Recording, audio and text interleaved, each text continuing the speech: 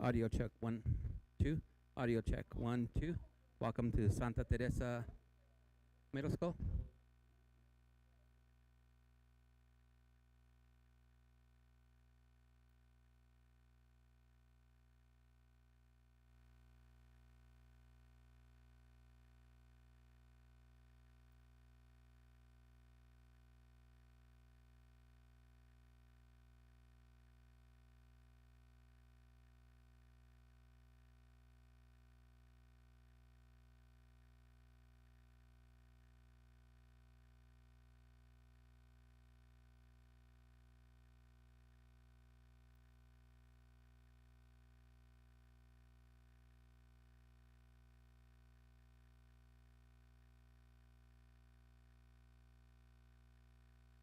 Test 1, 2.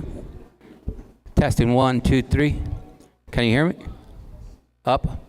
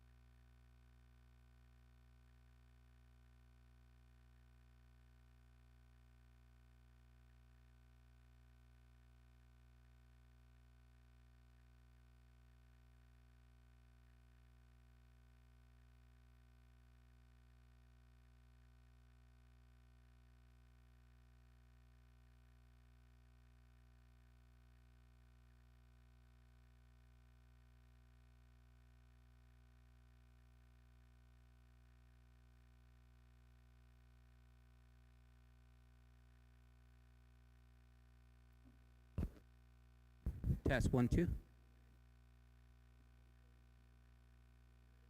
I'm going to leave it on, okay?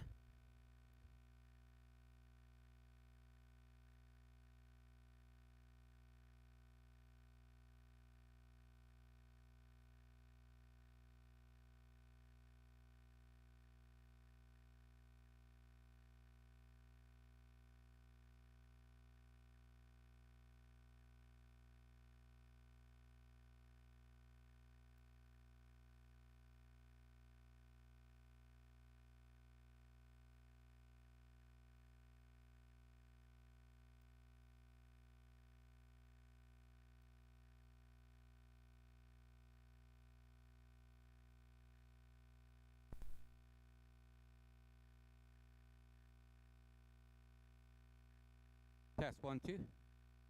Testing 1, 2. Good.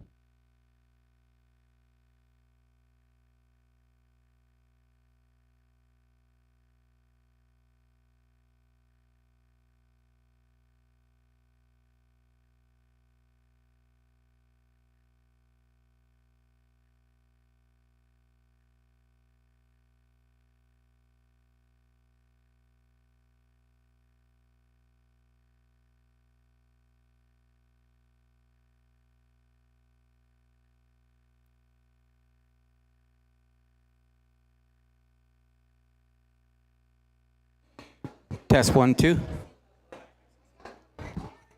Mic check 1.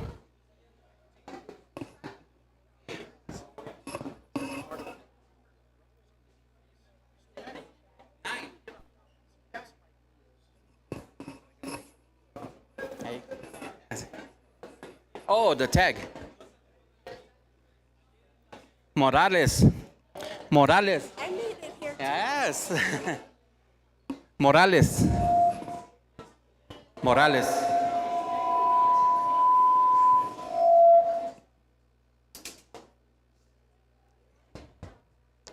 Still on. Test 1.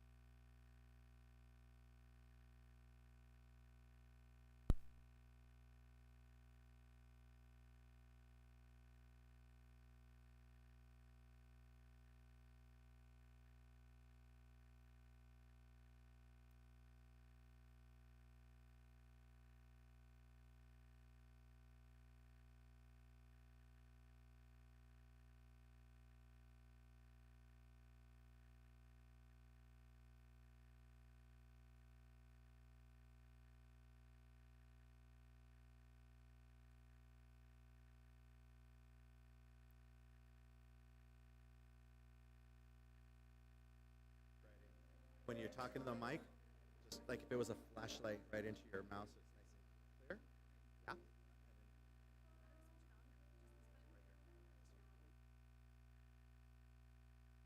Yeah. Testing audio. Yeah. Good afternoon. Yeah. So red is on.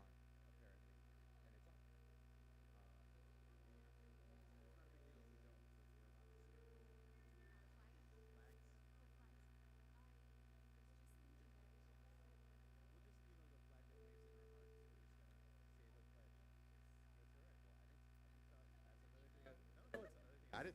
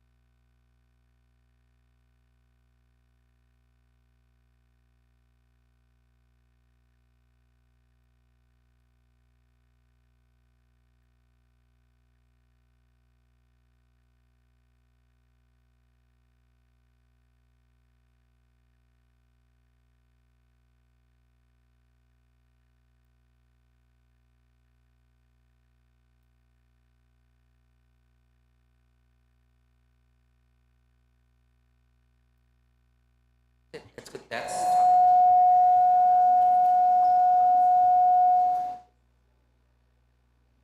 on. The red means on. It's on.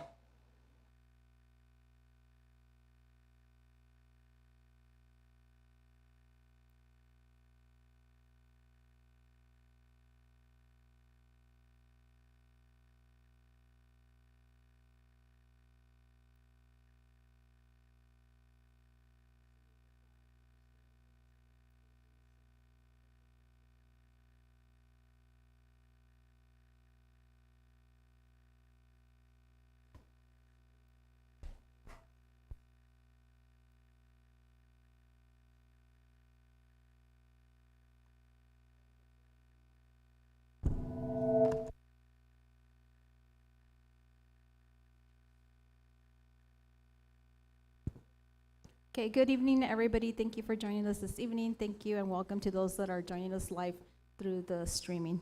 Welcome. Before I get started, I would like to remind the audience that if you would like to address the school board during open forum, I ask that you fill one of these yellow forms. They're at the entrance, and go ahead and submit it to Mary Lou Delgado. She's to the right of us. Okay, with that being said, I now call this Gadsden Independent School District regular school board meeting to order. Today is Thursday, September the 19th, 2024, and the time is 5:03 p.m. Ms. Delgado, can you please take roll call? Present.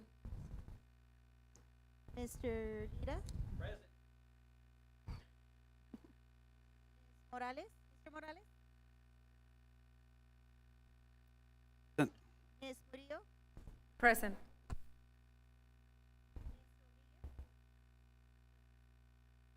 Madam President, we have established. Thank you, Ms. Delgado. Please stand. Actually, I'm going to go ahead and hand it over to Principal Peterson. Thank you for your hospitality. Good afternoon, good evening. Good afternoon, good evening. Would like to welcome you, Madam Chairman, our Board of Trustees, our Superintendent, Mr. Dempsey, and all of our community members and teachers and faculty and staff for their attendance. We have members of our Student Council who would like to lead us in the Pledge of Allegiance and the New Mexico State Pledge. We have our two Student Council members, Eliano Rodriguez and Adriel Giron.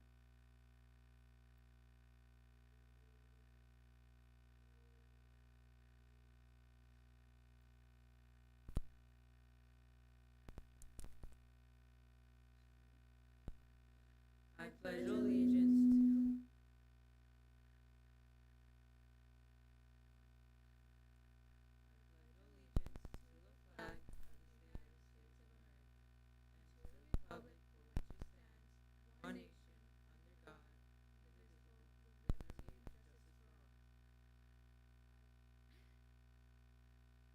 I salute the flag of the state of New Mexico, the sea is symbol of perfect friendship among united cultures.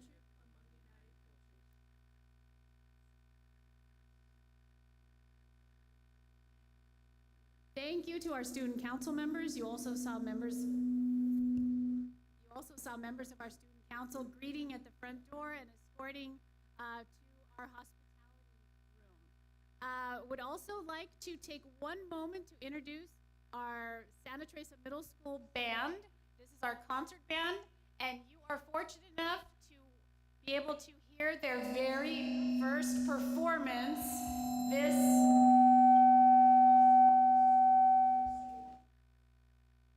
That's not part of their performance. You're going to hear their very first performance of the new school term, and it is led by our great band director, Michael Kasel.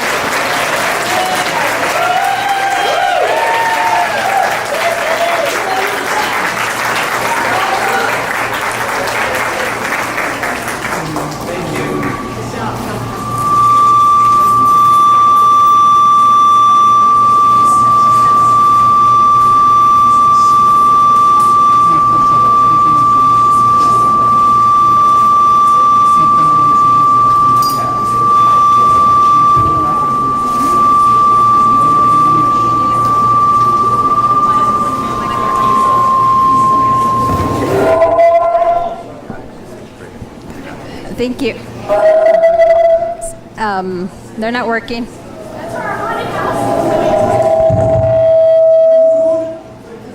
Thank you for that performance. Before I continue, I'm going to read the mission statement. The Gadsden Independent School District will provide diverse educational opportunities that empower students to be successful in an ever-changing world. El Distrito Escolar Independiente de Gadsden brindará diversas oportunidades educativas y capacitarán a los estudiantes para tener éxito en un mundo cambiante. Moving on to item 3 on the agenda is Superintendent Dempsey's district updates and recognition. Superintendent Dempsey. Madam President, board members, thank you for joining us this evening. First, I want to thank Ms. Peterson and Ms. Vanessa Band and our student council who greeted us, and for your hospitality. A really nice meal. So thank you all for that. Thank you very much.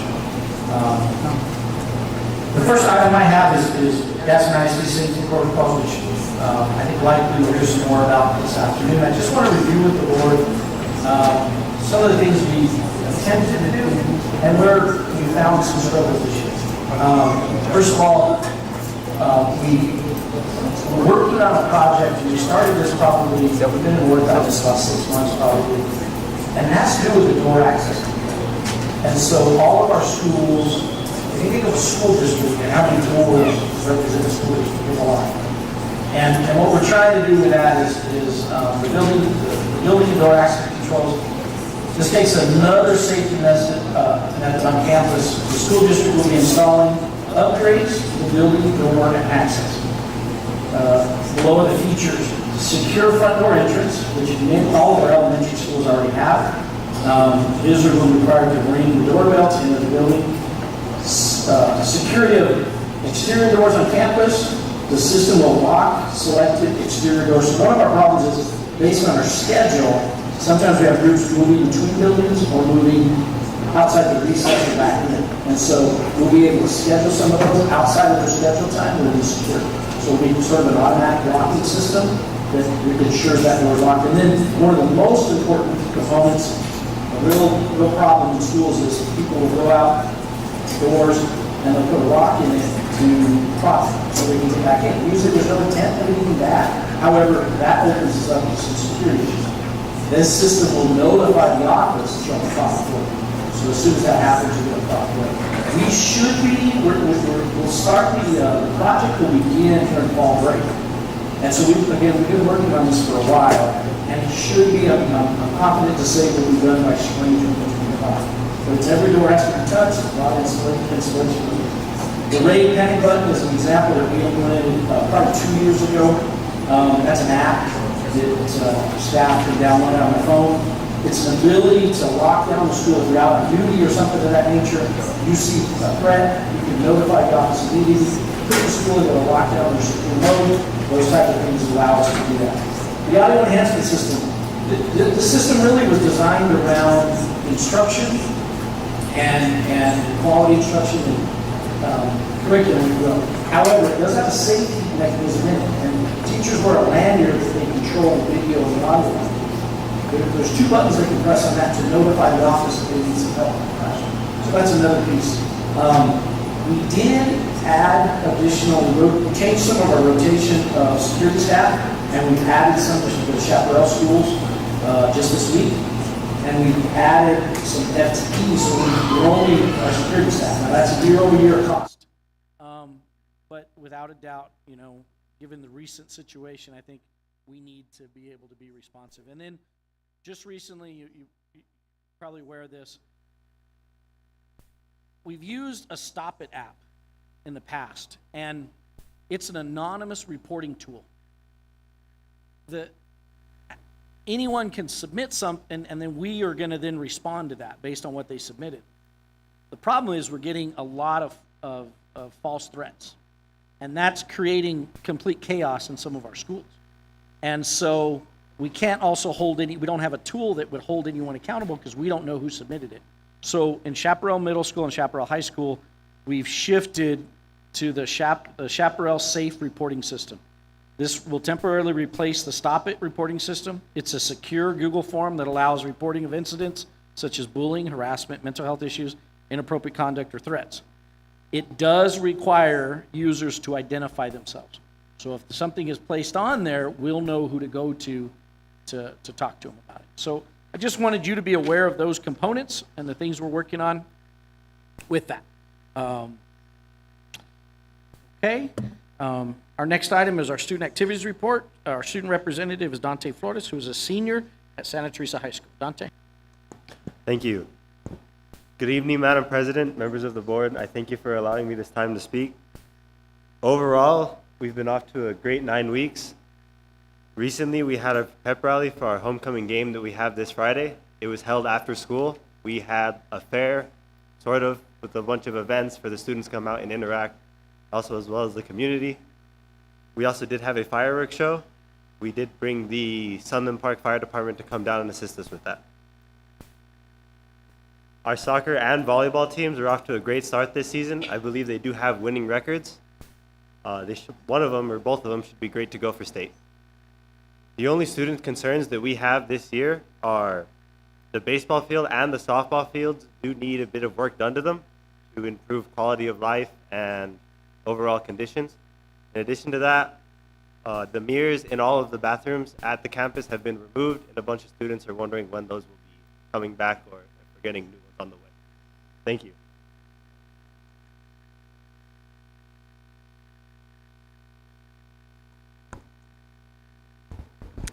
Thank you. Moving on to board member reports. I'm going to start with board member Lira. Thank you for joining us. I want to see what you guys have to say. I'm super interested and I'll be paying attention.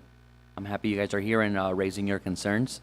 I'm happy to be here at this school. I actually attended this school many years ago.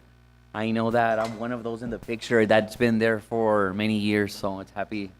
I think I'm either the one in green or the one down here, but I'm one of those. And that's all my report I have for today. Thank you, Mr. Lira. Moving on to Secretary Murillo. Sorry. Good evening, everybody. Thank you so much to Ms. Peterson for your hospitality, the staff for the amazing food, Mr. Queso, the girls for escorting us, great job. Mr. Queso's not here anymore, but we were trying to figure it out, the song, so I think I got him. It was Star Wars, Rocky, and Adele, right? Okay, good. I'm like, it's a challenge, guys. I make everything a challenge. It's just a couple of announcements. I have been receiving phone calls and emails from concerned parents, and one thing that I not very happy with me, and I understand, right, like you guys are entitled to your opinion, but you know, one of the things is when there's threats, you know, they expect to call the schools and for them to answer. And I think it's very difficult for the administrators to attend to you when they're trying to keep the kids safe. So I do ask for your patience. I have my kids in the district. I have one left, and I am very comfortable and very confident that he is in good hands. He tells me what happens every day, and you know, he has his concerns, and I feel like as a mom, I have the duty to have those conversations with him after school, but I think during school, I understand that we want to come and pick up our kids, especially when there's a threat, but I do think that when law enforcement responds and the amazing relationship that we have with law enforcement and our security, I think that we should let them do their job. And then, you know, if you guys continue to have the concern, you guys are welcome, you know, to pick up your kids. But I do ask for a lot of patience when it comes to those phone calls, because I understand that it's frustrating. And I don't think I would not like for a principal or a teacher to answer the phone when they're in the middle of a lockdown. So I appreciate them not answering the phone, to be honest. So I am looking at the emails. I apologize if I don't respond. I usually, you know, if it's something that you guys want something to be addressed, if you guys are just wanting me to let know, then I am reading them. But if you guys want something, you know, to be addressed, then those I will send it to Mr. Dempsey, and then he will find the proper person to get back to you guys. Also, I went to the pep rally yesterday, and I was telling a couple of my colleagues here, I said, you can tell that Ms. Suggs is a locomotive fan because it was like a little Chihuahua stadium. We had the fireworks, and I'm like, oh yay! It was awesome, and I think to be the first time, and someone said, one of the kids were passing by, and they're like, this is the best first tradition ever. I'm like, you know what? That's true. Like that would be an awesome hint, first tradition, a new tradition, because it really brought the community together. People that don't even have kids at the school district, I saw them I saw them there, and I just think that was amazing. So thank you so much for doing that. And the fireworks, it was a good amount of fireworks. They were not kiddie ones. They were like big. That's why I said it's a little Chihuahua stadium. Then yesterday I attended the cross country meet Gadsden hosted. So Mr. Queso did an amazing job, going to every single tent, welcoming the cross countries from San Elizario, East Montana, so we had them from everywhere. And then I was late, but I was able to see really quick our community building and say hi to a couple of people. So thank you so much for that as well. There is gonna be a state line 5K race. You guys have until tomorrow to sign up, and it's gonna be here in Sunland Park. It starts at St. John Paul II Parish Church, and it's gonna go out down on Borderland and then back. So you guys are welcome to join those. And I think that concludes my report. Thank you. Thank you. Moving on to Board Member Morales. Thank you. Can you hear me? Yeah? Well, let me tell you, it's been 2 weeks that I've been on the board, and thank you very much. I really appreciate the calls for support and the information that everybody's been reaching out to me. It's totally grateful, and I'm listening to what your concerns are, and also listening to all the positive stuff that you have to say about the district. So I'm really grateful. My new phone number is published on the website, I think as of yesterday. Just in case you don't have it, it's 575-262-9426. That's specifically for this, so that I don't miss any calls, and if I don't answer, I will get back to you as soon as possible. Feel free to text me as well. One of the things that, in my 2 weeks on the board, which I've done this before, I think it was like 15, maybe 20 years ago that I was on the board, but I would like to suggest to Mr. Dempsey and the administration that there be some type of new board member orientation, so that whenever a new board member comes in, you're not totally lost, but it would help to acclimate to the district and to everything that's going on with that. The other thing that I do want to comment on is regarding the security features and all of that. I think that at some point, I think we should have it on a discussion item as to what collaborative efforts are being made between the district and the municipalities, including the county, to do some preventative programs, to keep people from feeling that it's okay to call in threats or to, threaten the schools and stuff like that. So I think that that'd be a good discussion for a future item, and working with those. And then we can also still build relationships in helping, I was at the community center opening yesterday at Gadsden High School. It's very impressive.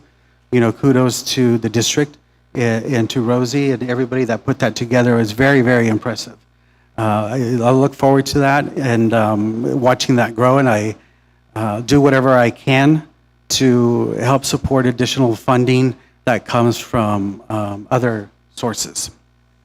And that's it. Thank you, Mr. Morales. Moving on to Vice President Rodriguez.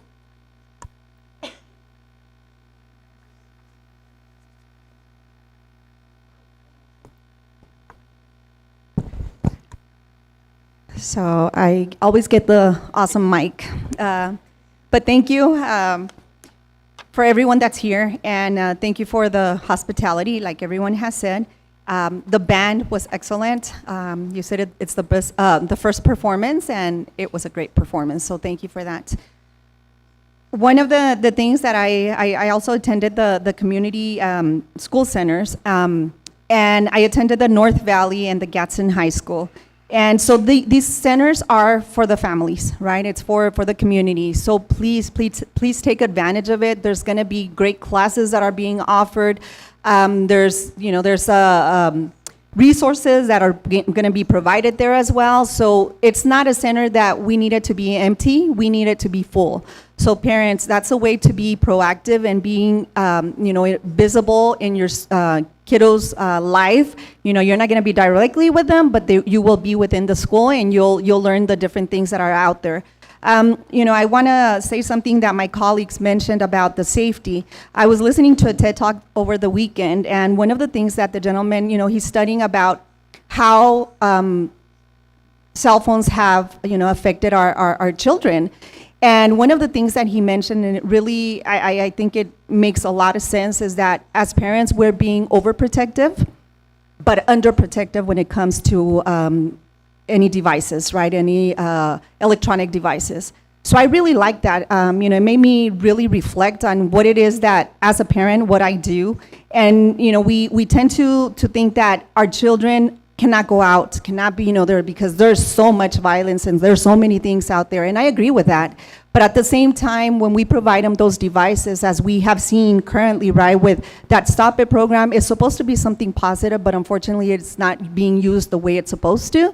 And so as parents, we have a responsibility, right, to look as what it is that's happening within our children. So we're underprotecting in that area, and we're overprotecting them physically. So let's think about that and really see what it is that we can do as parents to make it better for everyone, right? And especially when it comes to schools, I always think, nobody wants to be in danger. There's people within the campuses, and of course they want to protect themselves as well.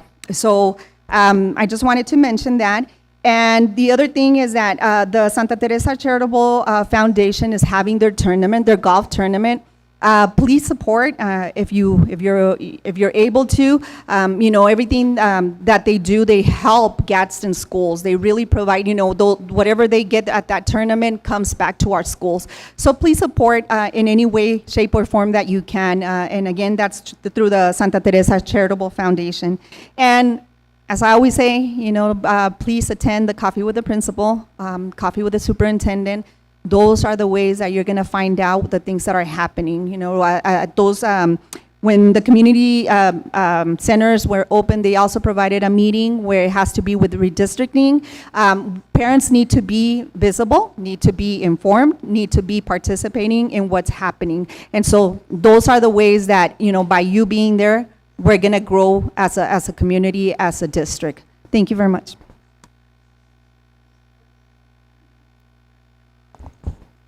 Okay, so it's my turn. I'd like to, again, thank you, welcome you again, and thank you for your hospitality, Ms. Peterson and your administration.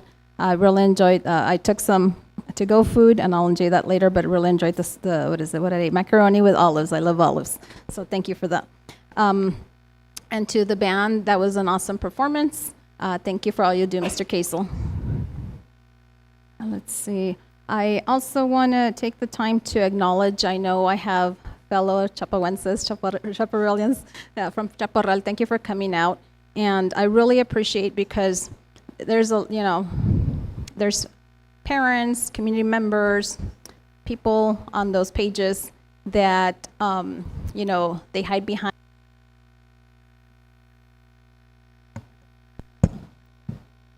Working again, nope.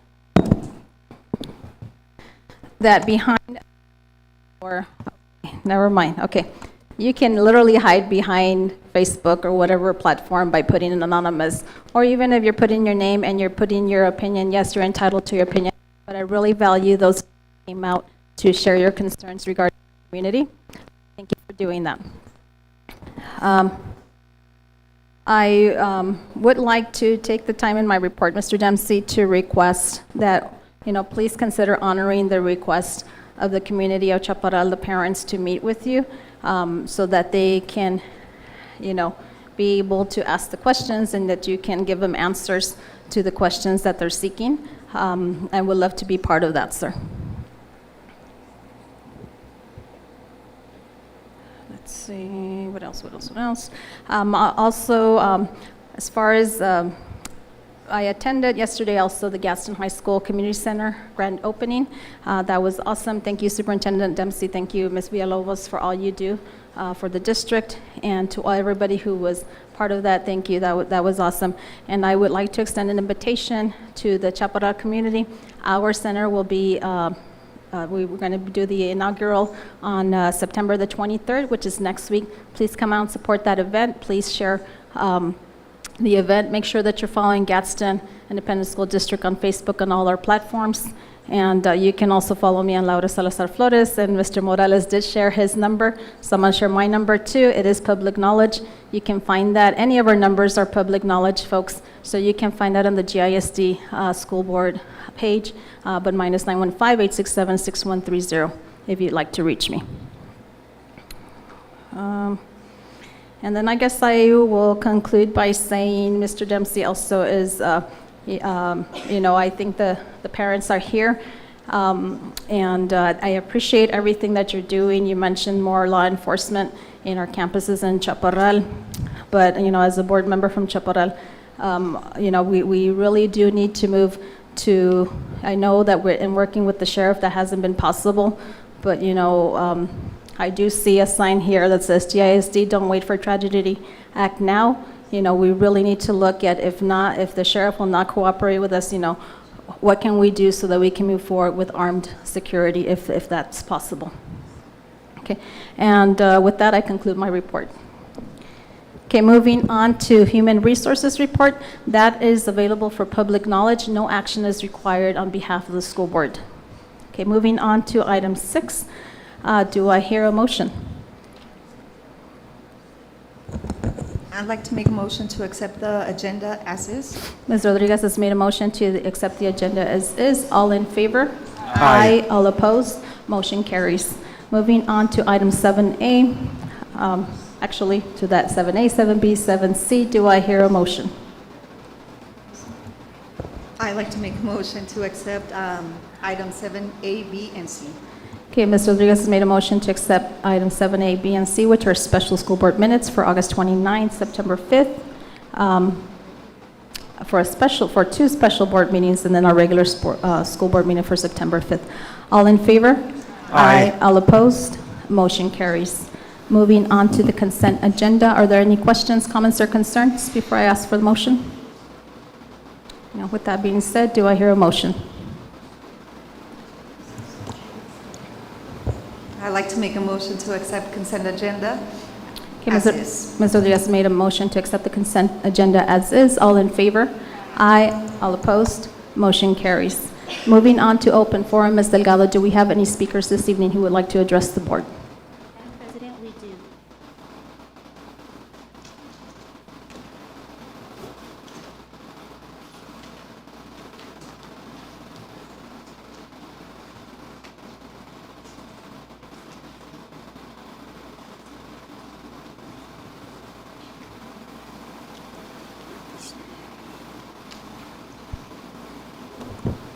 Okay, so we do have 4 speakers this evening. Before I call you to the podium, I'd like to remind those speakers, hold on, let me see. I'm going to read you a statement, okay? So the board discourages personal attacks upon staff personnel or any other persons in attendance or absent by any individuals who address the board. Any person making public comments shall be solely responsible for the content of his or her comments. The board neither adopts nor assumes responsibility for any comments made by individuals during public comment.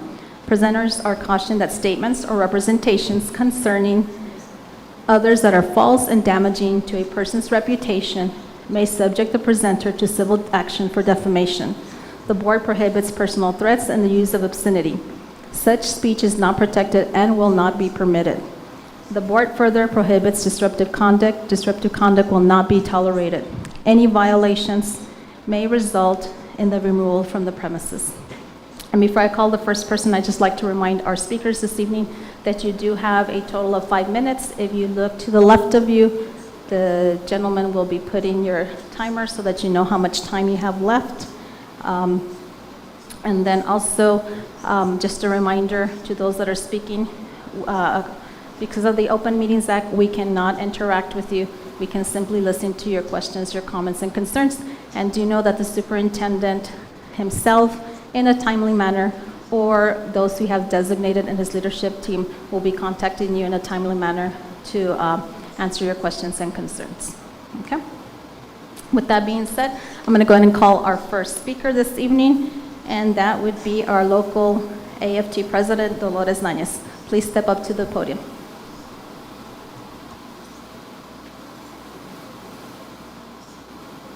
Good evening. Good evening. Members of the board, President Flores, Superintendent Dempsey.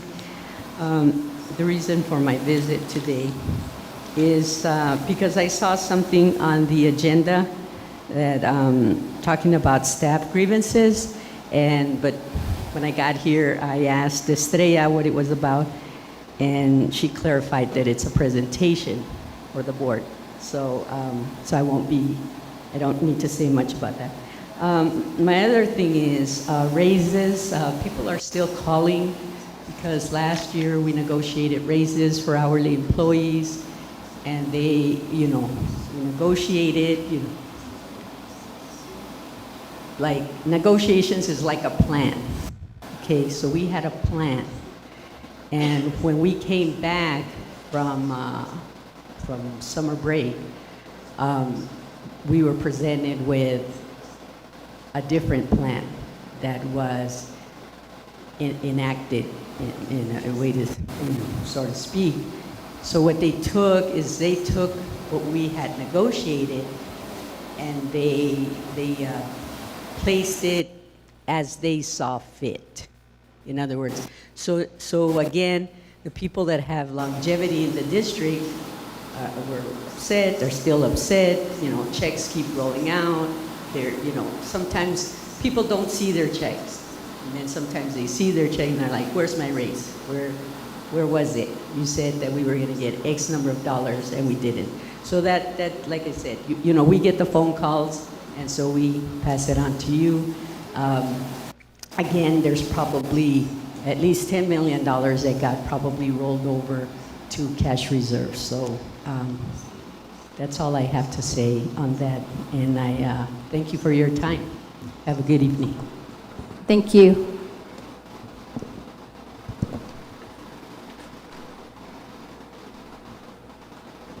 Okay, our next speaker for this evening is Brissette Mendoza. You may step up to the podium.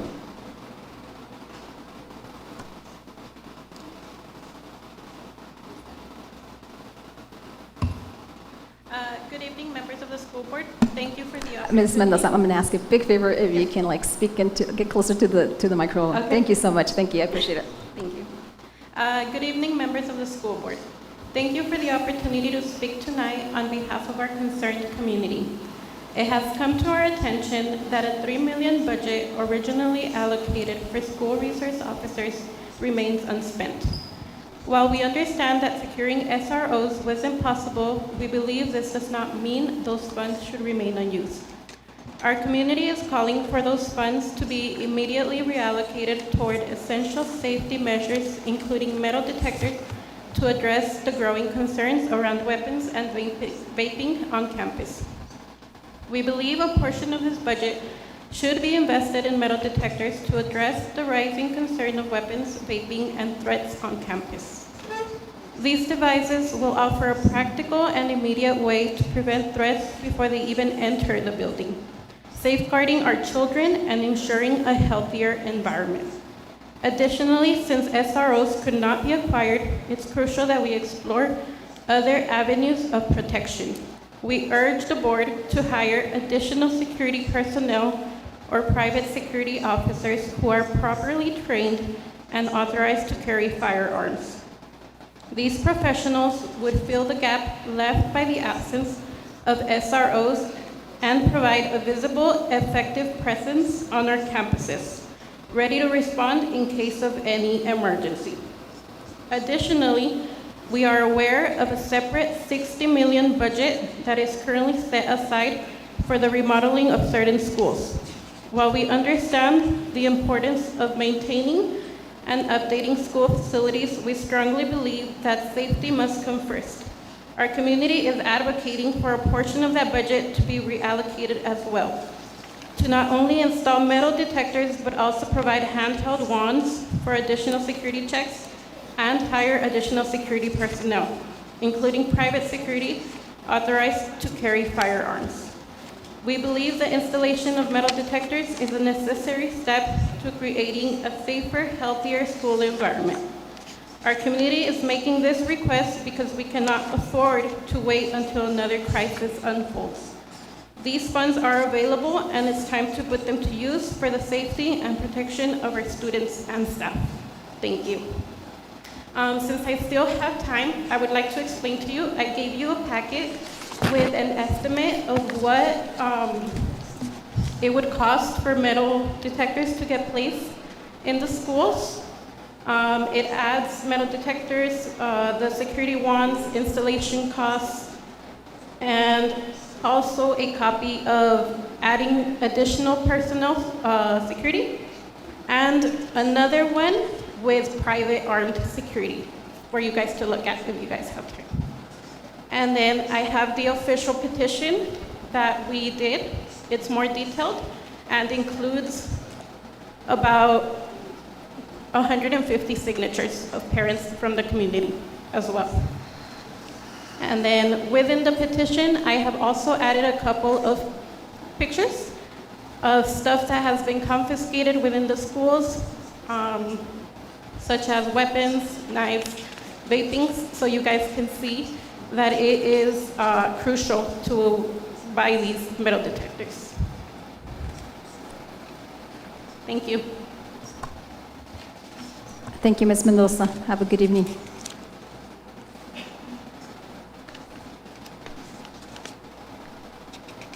Okay, next speaker is Dominga Navarro. Please step up to the podium. Good evening, ma'am. Good evening. Good evening, Board President Flores, Board of Education members, Cabinet staff, and members of the audience. My name is Dominga Navarro, and I'm a former school teacher and a mother of 3 children who currently attend the Gadsden School District. I'm here to ask that the voices of parents in our community to be heard. Our main concern is the lack of security in our local schools. I understand that there are steps that need to be taken, and we as parents are asking for immediate changes that will enhance the overall public safety of our local schools, not just for our kids, but for the employees and teachers who work in our district as well. As I visited the district website early today, I noticed under the board member goals that there exist 9 goals that have been made for the school year, and they're all valuable objectives pertaining to student achievement. These are good goals to have regarding the educational curriculum and so forth. I see a lot of these goals being implemented, including parental and community involvement, and I appreciate that. However, I believe there is still room for improvement, and we can certainly add 1 more goal. I strongly urge the school board and superintendent to add public safety as one of our top 10 important goals throughout the school year. Our students cannot learn if they do not feel safe. Our teachers cannot properly teach if they themselves don't feel safe in their classrooms and work environment. It is my understanding that the school district has its general reserve of over $60 million in its budget surplus. That's great, which means that if this board and district leadership truly cares about public safety for our students and employees, you have the necessary resources to hire safety officers, train staff and employees on public safety, and improve the overall security problems in Chaparral schools in the last 2 weeks. We know that the funding is not a problem. Let's use the $60 million or portion this surplus money to make our schools safe. My question and the question of other parents is, why has this money been sitting for 5+ years and not being invested in protecting our children? No more excuses. Our students and employees need to be safe, and their safety should not come at a discounted price. A remodeled campus is not all done at the same time, and I know the state will be more than happy to keep helping. But they can't when the money we do have has just been sitting there without being used. We asked you, Mr. Superintendent, to get with the Doña Aña's Sheriff's Department to work with our school district and work in collaboration with an effort to putting our kids and the community of Chaparral first. As 2 separate governmental agencies, one that emphasizes on educating our students and the other in protecting and serving, both of the 2 agencies need to stop putting blame, pointing fingers, and put any differences aside for the betterment of our schools, community, and county. The district has the money to hire SRO employees, and I know it might not be the complete answer, but it will help, and in today's society, any improvement that point in a positive direction for enhancing our public safety is worth the investment. We need to work together to prevent a tragic incident. Let's take a proactive approach to prevent any future danger or tragedies from happening here in our schools. We need to learn from previous tragedies in the nation. We need to learn from Uvalde, Sandy Hook, and unfortunately many other incidents that could have been prevented. We as parents don't want anything like that to happen to our schools. I am here to advocate for our children, educators, and school employees for the safety of our schools. We need a safe learning environment. Let's make changes, lock gates. Let's put cameras that need to be stopped at before they can even enter the parking lot. Let's add a video camera in the entrance where they need to ask what is the purpose of their visit before any visitor is let into the school campus. We need to work together. Nowadays, all threats need to be taken seriously. Students will see that we are prepared and have a lot of security means to catch them before a tragedy and to keep the learning environment safe. Let's not settle. Our children are the future. We are asking for your support as an entire school board and not think just because you represent a certain area of your district, you should not care about another part of the school district. When voting and directing the staff on how to allocate resources equally, please keep Chaparral Kids employees in your mind when making these public safety decisions. Board President Flores, you represent us, District 5. Are you willing to be here with us standing together? Are you willing to support the community of Chaparral? My 8-year-old should not be getting up in the morning to school holding her tears of fear instead of saying bye, Mom, with her beautiful, happy smile. Board President Flores and the rest of the board, we ask you to please do the right thing for our kids and stand together with us. Thank you. Thank you, Ms. Navarro. Have a good evening. Thank you. And our last speaker for this evening is Michelle Chavez. Please come to the podium. Good evening, ma'am. Good evening. Dear esteemed school board members, the community has the following questions regarding the safety of our children and staff and would like transparency as to what you will do to protect and prioritize our staff and children. Regarding the community center inside Chaparral High School, what specific security measures are in place or planned for the community center within the high school to ensure the safety of students and staff? How will access to the community center be monitored to prevent unauthorized entry? Regarding a private security, considering that there is a budget reserve of $60 million, has the board considered hiring a private security company to enhance safety to all schools? Regarding metal detectors and wands, given recent concerns, would the board support the implementation of metal detectors and wands at all schools to prevent dangerous items from being brought onto campus? Would the estimating cost for purchasing this equipment and personnel that we have issued the school board, will the board purchase the equipment since the estimate is less than the SRO budget alone?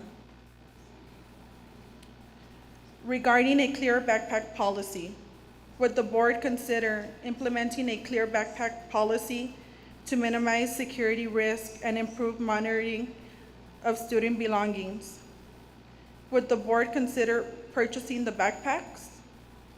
And lastly, regarding Sheriff Kim Stewart and Mr. Dempsey, why does Sheriff Kim Stewart refuse to give Chaparral SROs? How can the board and community work more closely with the Sheriff's Department to ensure adequate support for school safety? And lastly, we would like to thank you for listening to our community. If you stand with our community, we will stand with you. Thank you. Thank you, Ms. Chavez. Have a good evening. Thank you. And that concludes our our speakers for this evening during open forum. And just a reminder again, in a timely manner, Superintendent Dempsey and be reaching out to you all. Okay. Okay, moving on to our action items. We do have 2 action items this evening. Our first action item is 10A, GISD Policy J4550, JJJ, extracurricular activity eligibility. Superintendent Dempsey. Madam President, board members, our athletic director, Ms. Nugis, will present this item. Good evening, Madam President, members of the board, and Superintendent Dempsey. A few weeks ago, I came to you for discussion and shared this policy, and today we're here for action. I bring to you for action the request to adjust policy NMSBA Advisory J4550 JJJ. Currently, the policy outlines the guidance we follow for extracurricular eligibility. The guidelines are based on the New Mexico Activities Association and the Gadsden Handbook. Due to the potential for frequent updates and potential changes, we are suggesting that the policy, as currently written, be amended with a statement that better addresses the potential of changes that would cause the policy to no longer be correct. The new wording would state that by definition, we will follow the New Mexico Activities Association Handbook and adjust the Gadsden Handbook as necessary at a minimum annually. By referring to the NMA Handbook and the Gadsden Handbooks, we will ensure that policy is always up to date. Basically, is if the NMA makes a change, every time they make a change, then we have to come back and change our policy. Whereas if in the policy we state that we're always following NMA Handbook, we are for sure in compliance in our policy being up to date. I stand for questions. Any questions, comments, or concerns for Ms. Nugis? No? Okay. So with that being said, I would like to make a motion that we accept action item 10A. All in favor? Aye. All opposed? Motion carries. Moving on to action item 10B, board member committee assignments. Superintendent Dempsey. Madam President, board members, each year, typically every 2 years, we establish officers on the board. In that time, we typically assign give committee assignments to board members.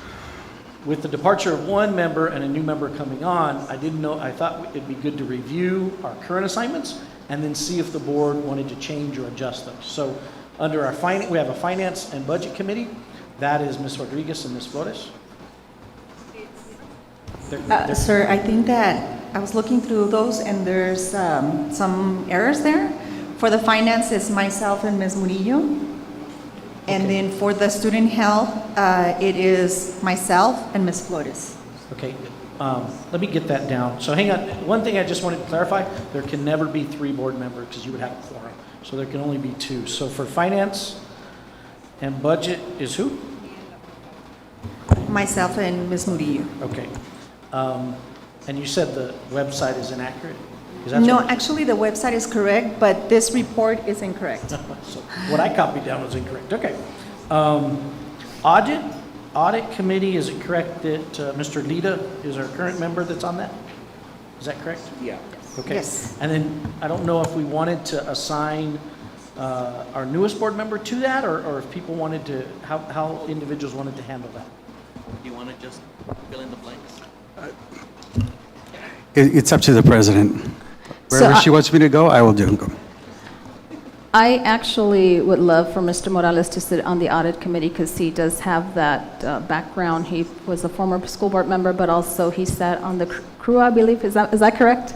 Board. Yeah, I sat on the crew. I was also the city manager for the city of Sunland Park and the executive director for the New Mexico Border Authority. So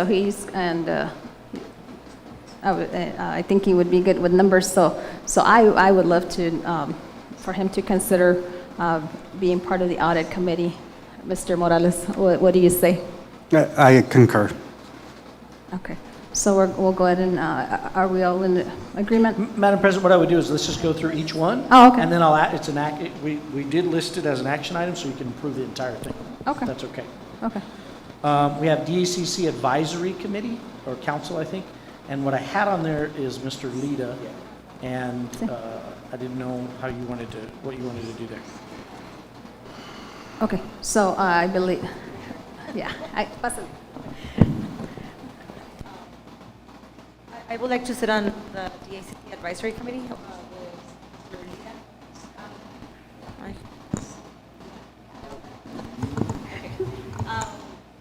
You can't have the audit and the finance in the same person, right? That was, I think, at the beginning we said we shouldn't have That's Interchangeable. correct. Okay. Madam President, board members, you should have different members on your finance and budget committee as opposed to on your audit committee.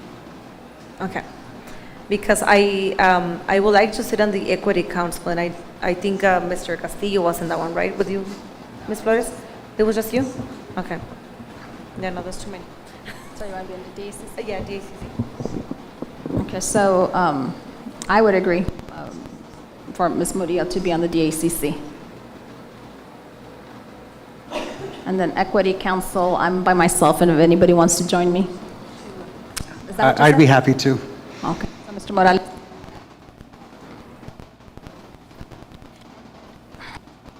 Okay.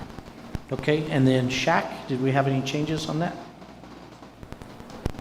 Just to clarify, that one Yes. should be myself, and it was Ms. Flores. I don't know if she wants to remain. So I would like to The Student Health Advisory remain. should be Ms. Rodriguez and Ms. Flores? I actually would want to, that I have 10, hello? I actually would like to remove myself, if that's okay with the school board. Okay.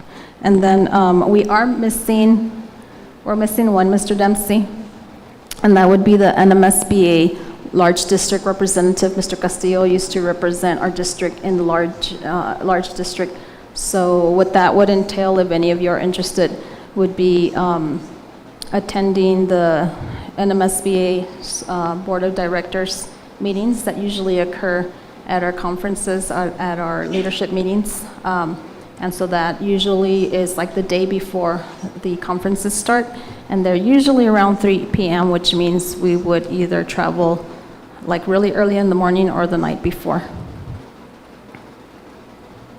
Madam President, for that, what are the steps that need to be taken? Is it just locally, or would it have to be within MSBA? I believe, you know, I guess I would have to get clarification with Joe Guillen, but I don't think there's, I don't know. So you know what, if you would like, we can halt on that one, and then I can get a contact with our executive director of NMSBA to make sure that there's no official protocol that needs to be taken. Would you be interested in, or? Well, once we get Can that you? information, I think we Okay. can proceed. Okay, so I'll go ahead and call Mr. Guillen and inform him to let me know what we need to do. Okay? Okay. Okay, Madam President, did we want to add another person to the Student Health Advisory Council? Does anybody want to present the board and the Student Health Advisory? No? And you don't have to, don't feel like you have to. I just want to be clear that I've worked with them before in my current position. I don't want to create any kind of conflict of interest. So otherwise, I would. However, I just don't want any perception of conflict of interest, even though we have nothing to do with each other. Okay. Okay. Okay, Madam President, let's just review these real quick and make sure I have them straight, because I probably in my slide created some confusion. Finance and Budget, I have Ms. Murillo and Ms. Rodriguez, correct? Audit, I have Mr. Lida and Mr. Morales, correct? DACC, Mr. Lida and Ms. Murillo. Equity, Ms. Flores and Mr. Morales. And then on Student Health Advisory, we have Ms. Rodriguez. Okay. It is an action item, so I'd ask you that. Thank you, sir. With that being said, I would like to make a motion that we accept the new reassignment of board member committee assignments where, as Mr. Dempsey has just stated, I'm going to repeat it again. So we have just reassigned ourselves to maybe new board committees, or some of us have remained in the same committees. All in favor? Aye. All opposed? Motion carries. Moving on to our discussion items for this evening, we do have three this evening. Our first one is going to be discussion item 11A, legislative priorities and possible requests. Superintendent Dempsey. Madam President, board members, we had this, a little conversation about this at our last meeting. I felt like it'd be good to repeat that again so that we just have an opportunity to really get a little bit more detail in what the board may be thinking and what they're thinking about, and then start working what kind of, we might be looking for language, we might be looking for partnerships, and try to get that ball rolling on those pieces. Before you know it, it'll be January, that session will begin. If you waited till the session began, the truth is you're already behind the game. So I don't know if anybody has any ideas that they want to throw out that we can start working on. Madam President? Go ahead, sir. I would kind of like to suggest a different avenue, which I think would less complicate things and make it easier, since we won't be the ones writing the legislation. It'll be people up in Santa Fe. I would suggest that the superintendent and his staff contact the Superintendents Association and the School Board Association and get information regarding their legislative platform. And then at a later meeting in November, present those legislative platforms to the board so we can discuss and determine which legislatively we want to support. And then in December, put it on for action items and vote on what we're going to support. At the same time, I believe that the staff here with Mr. Dempsey's leadership should identify different funding sources outside of the regular, the regular funding formula. And I'm talking about the junior funds. I'm not quite sure what they're called because they've changed it a little bit.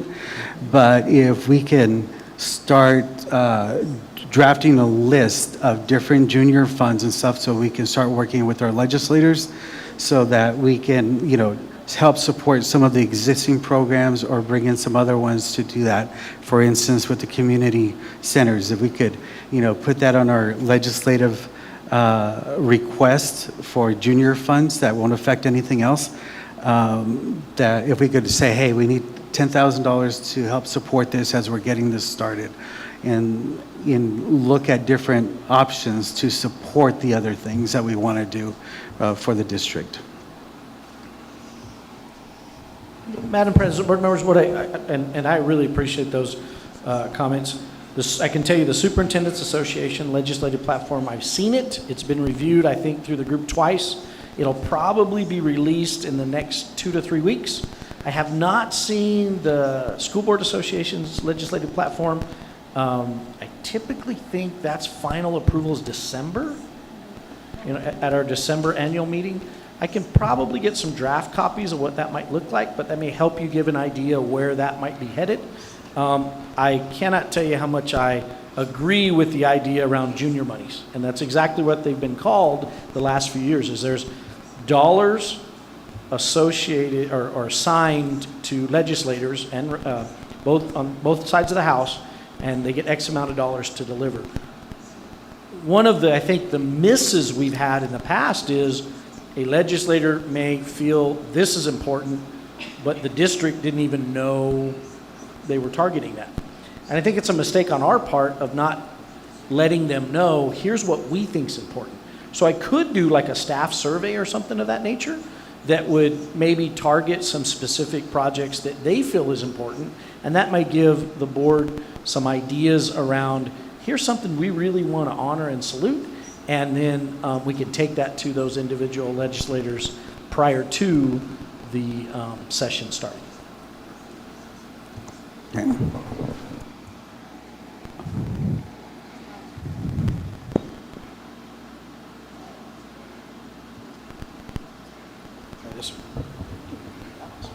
Yes. Okay.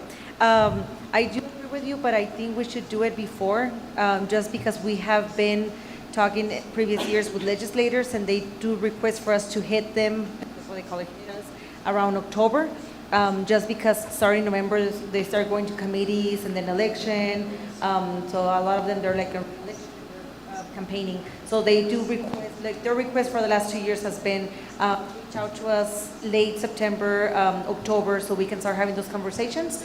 But I do agree about the drafting. Another thing, now with the last 2 board meetings and then the amount of phone calls and emails that we have been receiving from the community, I don't know if it would be a good idea to have a town hall meeting with maybe like in a central place, which for the most part is usually Gadsden High School, and inviting the community, because we all have, like you said, right, we all have different views of what our community requests, right?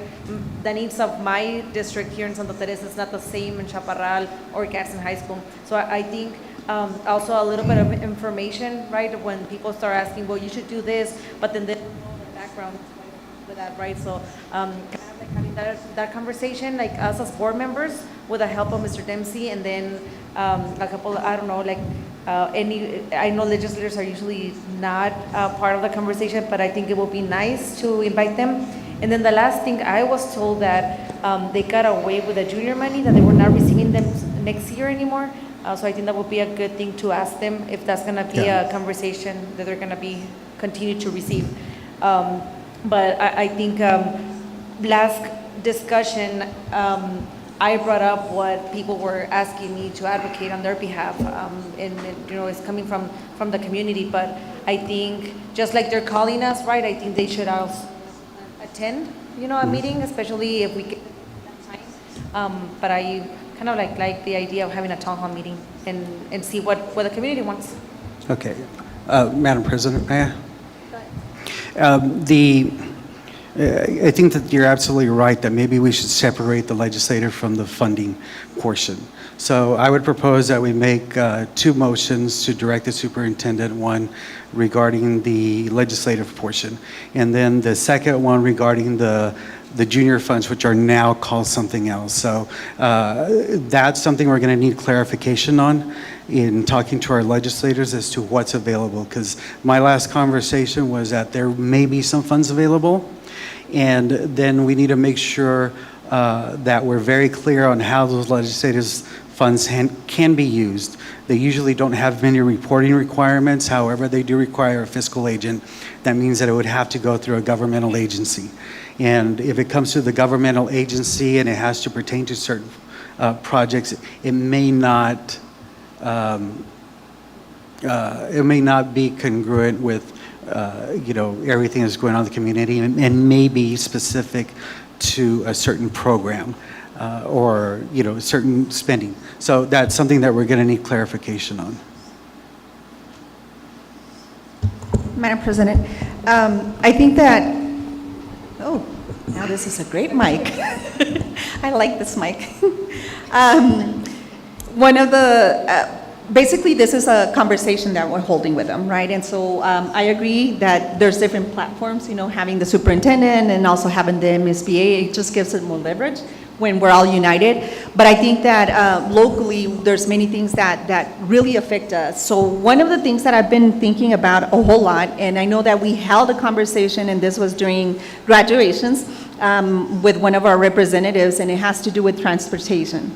You know, the transportation, unfortunately, there's not enough funding, and so some of the funding that should be utilized for operational has to go into that. So I think that conversation needs to continue, because that money we could be utilizing elsewhere, right, if they give us enough money. So it's something that is major, and so things of that nature, I think that we need to have those conversations regardless of, you know, who is bringing it to the table. And so when we have these, the meetings, what is it called? The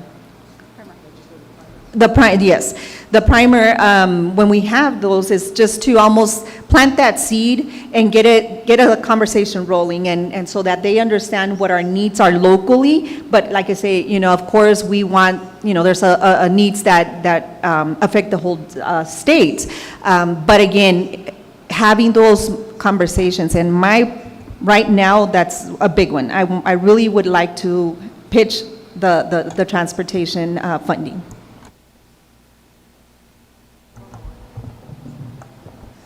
So what I'm hearing is still the same thing that happened last time, right? We all have like different, you know, like different ideas of what we would like to request. So now I'm even thinking, like, should we even have like town hall meetings in our respective districts? smaller groups of people. Because I really think whatever decision we're gonna make is going to affect our community, our students, our teachers. So I know a phone call is different, but I think when they show up, for me, it makes a difference, right? It creates an impact on me. So I don't know if we even have enough time to be able to do that. Yeah. Could we possibly think about, I'm sorry, Madam President. Could we possibly, since it is, we're in a time crunch, right, and we really want to get more information. So you mentioned something about having like a survey for the staff, possibly having the same for parents. What is it that you all want? What is it that need? I mean, obviously being present and visible is important, but since we want to move this, and it's mainly to get ideas of what the needs are and what the communities are looking for, right? And so it's not really by area, because the reality is that we want all this money to come in for the district, right? We want, the needs are going to be for the whole district, and making it equitable where it's not just one area. So I think the information that the parents provide is critical. We need to know what is it that you all are thinking that we need and what we need to advocate, right? And again, this is pitching this to the legislators. It doesn't mean that we're not going to write the bill, but is letting them know, hey, these are some of the needs that are occurring within our area. Go ahead, sir.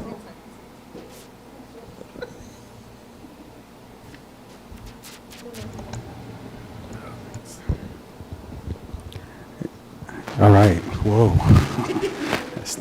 So I agree with what you're saying and including this, but I want to make sure that we don't discount the people that are actually working in the schools, in the district and all that stuff, because when it comes down to it, there's going to be some administrators that are in charge of those funds, and they're going to be reporting to us what their budgets are and what they're capable of doing with those funds.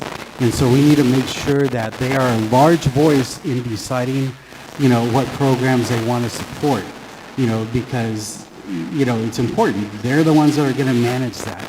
And I understand the importance of community, but I don't want anybody to think that because it's in the school, it's not in the community, because all the kids are from the community.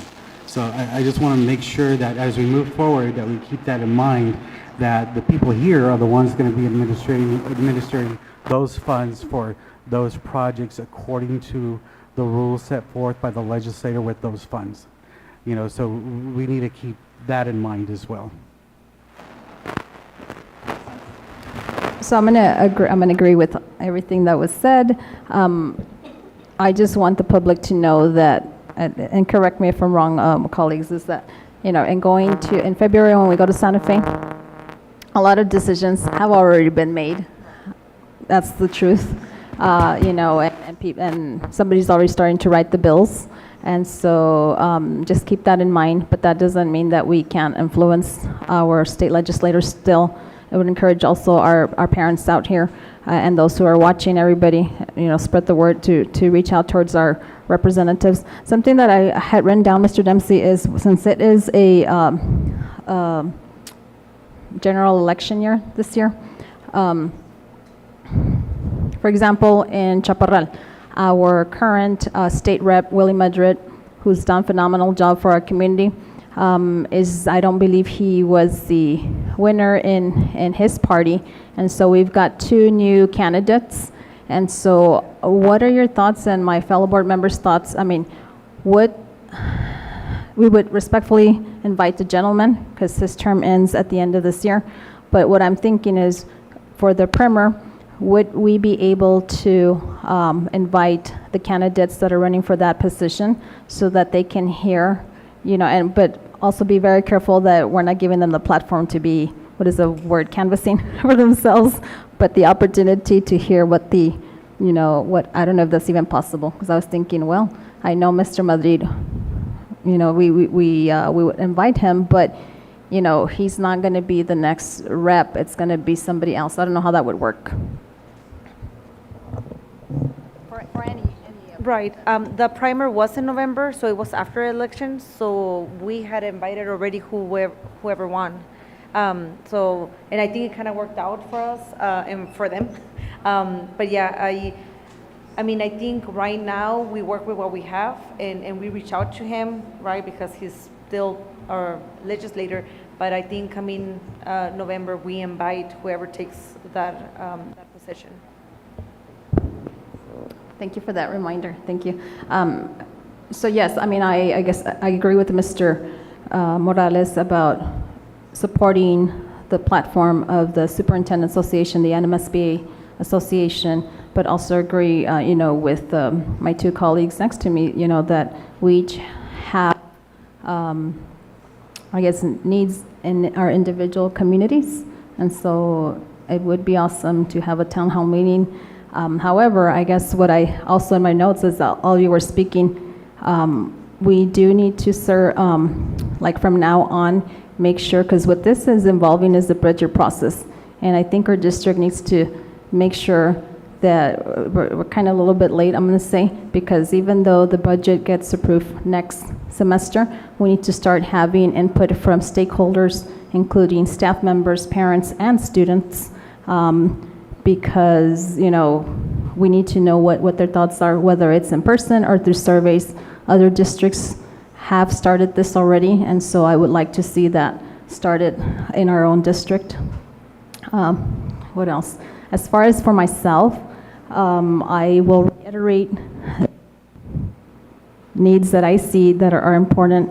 And again, you have my number, you know, call, let me know, my community, and all of the community of Gadsden, what are the needs, you know, that you're looking at. But yes, I will advocate to make sure that we have those opportunities, whether through survey or in person, so that all stakeholders have a say. But as far as myself, I will reiterate, as I mentioned in the last board meeting, is attendance, you know, bill, something that's going to put teeth to it, to hold us as parents accountable for making sure we're sending our students to school, because it does affect our students if they're absent. The other thing would be, I continue to advocate for our stipends for special education teachers. That's big for me. Also, you know, with tonight's topic and our parents here present, and it is not that I'm doing this just because you're here, okay?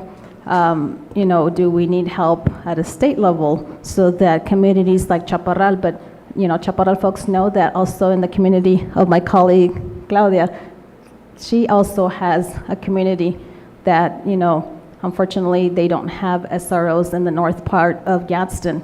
And so I'm sure that throughout New Mexico, there are communities that are rural, like our areas, where we don't have them, because we're not a municipality, we're not a city, we don't have local police force in order to help us. And so we're, I must say, at the mercy of the sheriff's office. So we really, you know, need to, you know, at state level, how can we address this need, sir? I agree with Ms. Rodriguez on the transportation also. And what else? I think that's it for me. But yes, I agree with all my colleagues, sir. Any further questions? Mr. Morales, go ahead.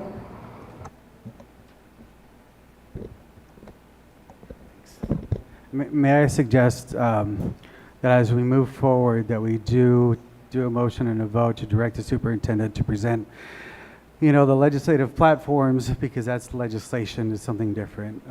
We would also probably benefit from having somebody in the budget department and maybe somebody from the Legislative Finance Council or somewhere in there give us a description as to what funds can be used for what. So that we make sure that we're not going to say, oh, well, we want funds for transportation when junior funds maybe can't be used for transportation. Now, I'm just saying that we need to make sure that there's clarity, because there's a lot of things that are coming up.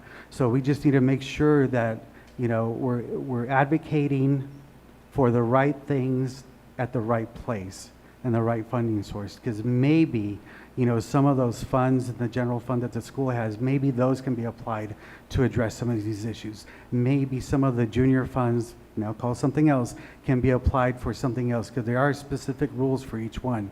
But I think that if we give the superintendent a directive to start gathering all that information, start presenting it in the first week in October, so that we can make a very informed decision when it comes time for action items. And that way we can address everybody's concerns the best that we can with the best information. Because I would hate to vote for an action item that is not feasible under certain circumstances.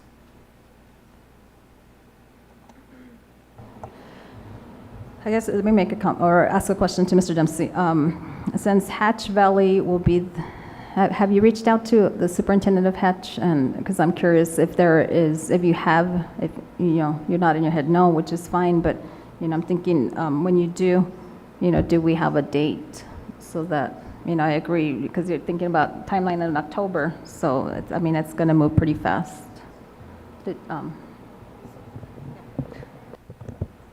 So I feel like we're like all over the place, and we're not giving him any direction. I don't know what you're writing down, but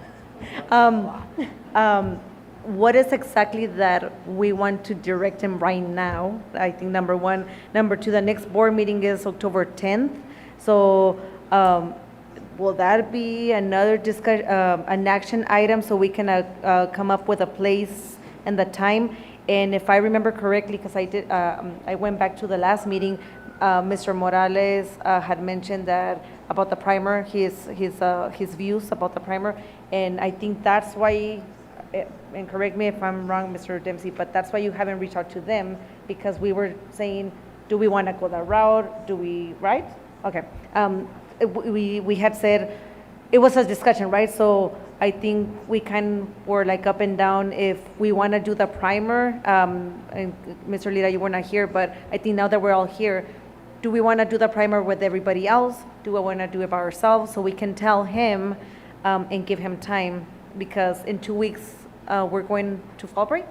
So, I'm assuming that we all want them to have a couple of days off, right? And enjoy their fall break. But what is that we want to do so we can start giving him some direction here? So are we all agreeing or not to move forward with a primer which would involve all 3 local school districts, which would include Hatch Public Schools, Las Cruces Public Schools, and Gadsden? Okay, Madam President, so I think the way to handle this is to separate directives. So we would direct the superintendent to continue with the primer, for this year, right? And then probably make a motion, and then second, and then pass it, so it becomes an official directive. And then I would want to make a motion to direct the superintendent to present the platforms from the Superintendents Association and the School Board Association. That would be a second motion.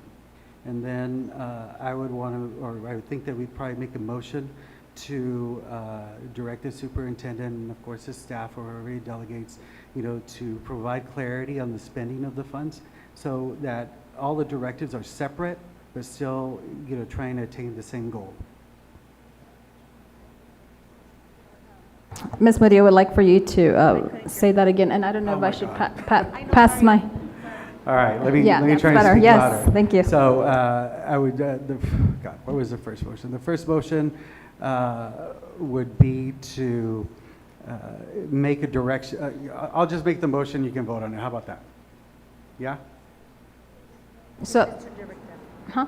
Making a motion to direct him, not for the discussion, Yeah. So my understanding is Mr. Morales is proposing that he would like to, or he or somebody else should make the motion. So if he can continue explaining. The thing is that if we separate all the interests here, because they're all touching on different topics, and separate it by directives, different directives, then that'll make it a lot easier and probably less confusing for Mr. Dempsey.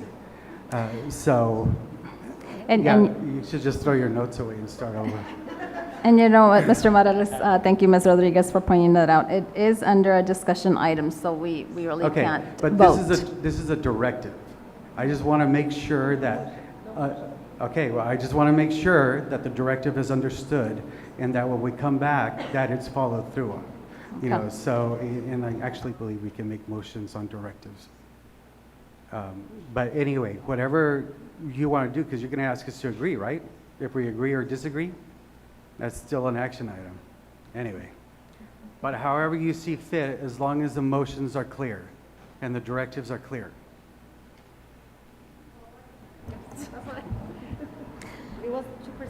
Okay, one directive is to present the platforms from the School Board Association and the superintendents. Another directive was to, oh God, what was it? Continue with the primer. Huh? The Yeah, primer. continue with the primer. And then another directive was to get clarity on how the different funds, you know, the junior funds can be spent. You know, and then I would include another directive to gain from the schools and the principals and the people that work there, you know, their program objectives with junior funds, so at least we have some ideas to what they want to do. Okay, so we're not going to formally make a motion then, so I don't want to have to repeat that again. So everybody was clear on the 4 directives, and Superintendent, go ahead, sir.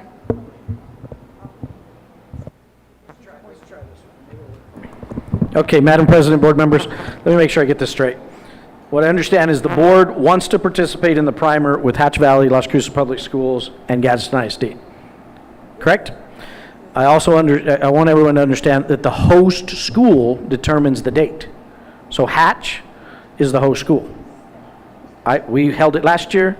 Las Cruces were prior to. Now, if Hatch chooses not to, then there may be a different conversation. It typically was held, or the last 2 years it's been November, which gets us after the election, and all candidates should be, you know, elected focusly. I'll be happy to present the platforms, which I do every single year. The School Board Association platform typically is not ready till December. Now, I can give you a draft of it, and I could give you about 90% of what I believe will be there, because it's pretty repetitive over time. Transportation is typically a part of that one, by the way. Budget, I would love to give the board a nice presentation in October, just a good general budget overview to understand that, for example, operational dollars, about 94-95% go directly out the door to salary and benefits. That's done, it's off the table. We don't even really need to talk about it because it's gone, right? And that leaves us a portion to deal with. I definitely would like to talk about the junior monies and how those dollars can be allocated and utilized. I want the board to understand those are one-time allocations. They're not time over time allocations, so you got to be careful with that. And then we would love to survey the staff and parents to get input on what they think is important. And I really appreciate the comment around administrators, because it's really important to get administrative buy-in. When we bypass our principals, we're likely the program's gonna fail. If we don't get our principals bought in, because they're gonna be the ones handling it probably every day, you likely have doomed it to fail. And I'll also point to the board that during our strategic planning meeting, we held multiple community meetings, and those surveys are all there. So it's a good thing to review. They change a little bit over time, and so I think there's no harm whatsoever. We could also do, I would present to the board maybe a virtual meeting, so that anyone from any community could log on and join us, and we could gather some information that way. Did I miss anything? All right. Okay, thank you, sir. Okay. So moving on, we're going to move on to discussion item 11B, GISD policy GBK staff grievances. Superintendent Dempsey. Madam President, board members, Ms. Burciaga and Ms. Mejia will present this item.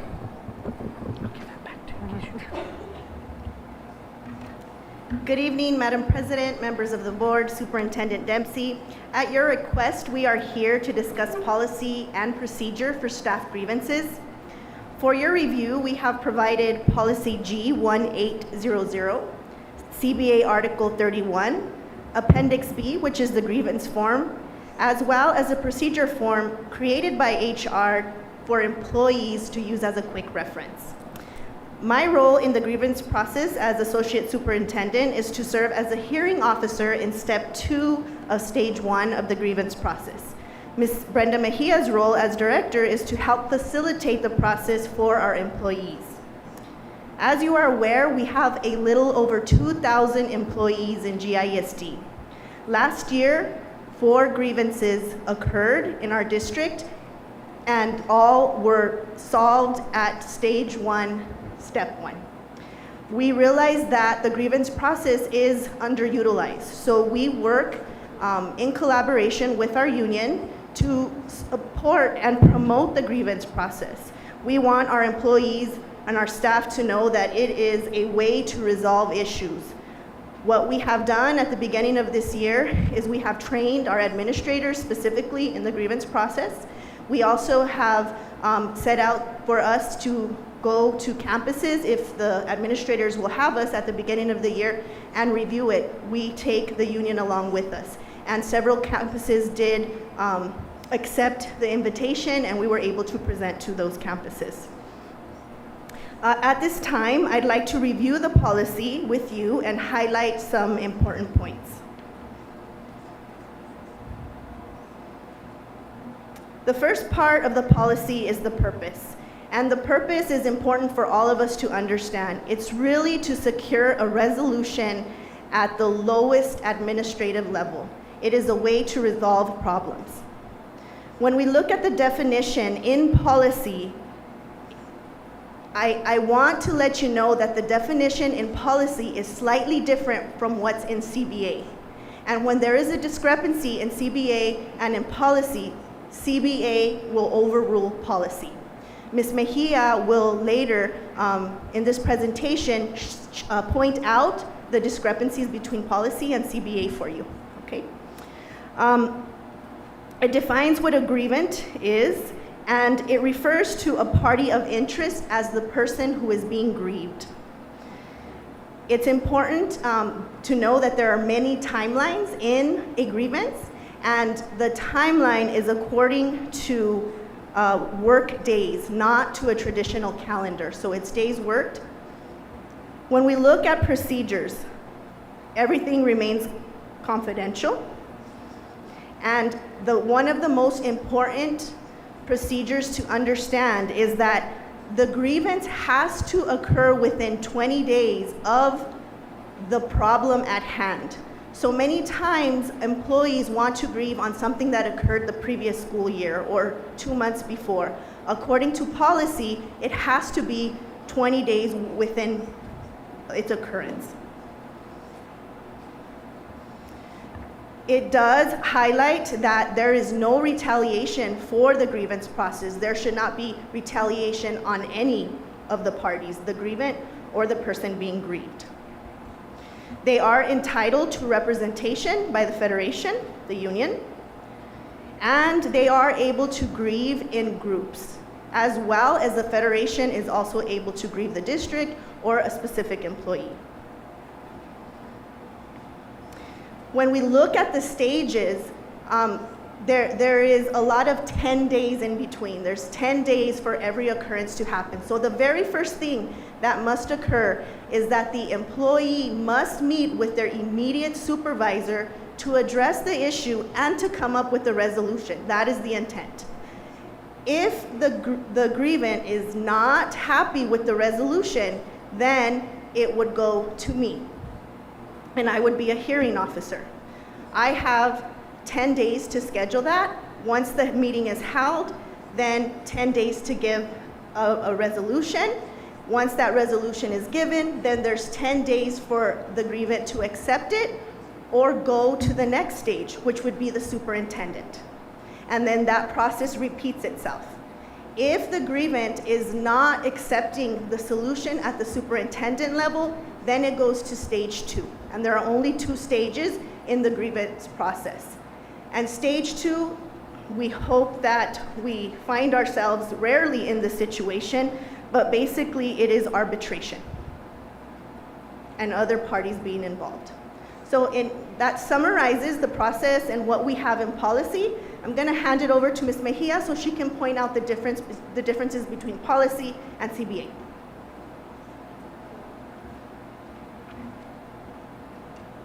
Good evening, members of the board, Superintendent Dempsey, Madam President. We have created a table for your review to show you the differences, the similarities first, and then the differences between the CBA and the policy GBK staff grievances. It'll be the last link, please. There are the commonalities, as Ms. Burciaga explained. The purpose for both is to secure at that lowest possible administration level a resolution. We want to encourage our employees to use this process to address any concerns that they have on the campuses, changing that perception of what a grievance is to make it positive, to make it for solutions. The timelines for both the policy and the CBA outlining the grievance process is the 20 work days to file that grievance. Both ensure confidentiality and, of course, the representation of the Federation. Should the employee choose it, it's not required. An employee can represent themselves. Both protect from reprisal and retaliation at all levels. And both are clear that any grievance documents are to be kept separate from the personnel file. What is different are in the definitions, as Ms. Burciaga explained, and we defer to the CBA, which is on your right. A grievance is defined as a dispute that pertains to a claim or violation, misinterpretation, or inequitable application of the CBA or district policy. Our district policy has the addition of growth plans and evaluations. However, those are not included in our CBA. Another difference are the number of days in the calendar. Our school board policy outlines 240 days, while our CBA outlines 260. Another very clear distinction is in CBA, it is clearly stated that grievance meetings may not include representation by an attorney. In our district policy, attorneys are not mentioned.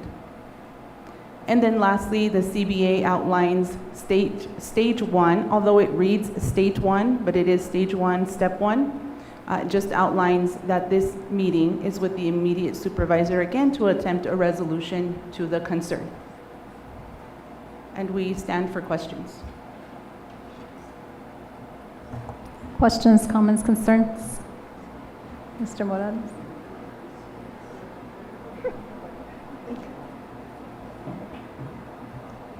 Thank you for that presentation. You know, it's, I've been in some managerial position on and off for the last 30 years. And when I'm in charge, I've always seen the hierarchy of, you know, how it happens when you flip it upside down. I may be in charge, but I work for whoever's working for me. And then they work for whoever's working for them and all that stuff. I really and truly believe that that's the way it should be. Because at the end of the day, the people that are on the front lines, in this case with the school district, are the teachers, the people, the custodians, the people that work in the cafeteria, the security. They're the ones with the students.